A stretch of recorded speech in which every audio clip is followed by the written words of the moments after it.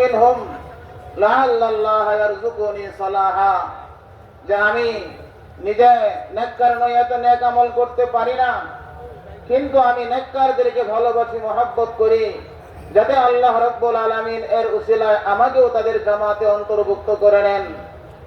হযরত পীর সাহেব হুজুর দামাত বারাকাতুহুম, বরং ওনার আব্বাজান মরহুম ফজলুল করিম রহমতুল্লাহি আলাইহি আমি অন্তর থেকে অনেক ভালোবাসতাম, ছাত্র জামানা থেকে অনেক মহব্বত করতাম।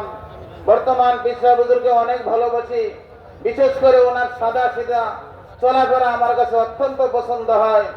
আরেকটা বিষয় সেটা হলো সারা দেশের তৌহিদি জনতার মধ্যে ঐক্য স্থাপন করার জন্য তিনি যেভাবে এই মাহফিলকে কেন্দ্র করে সকল সিলসিলার সব ঘরানার হক্কানি উলামায়ে কেরামকে জমা করার ইন্তজাম করেছেন, ব্যবস্থা করেছেন, এটা অত্যন্ত প্রশংসনীয়। আল্লাহ রাব্বুল আলামিন আমাদের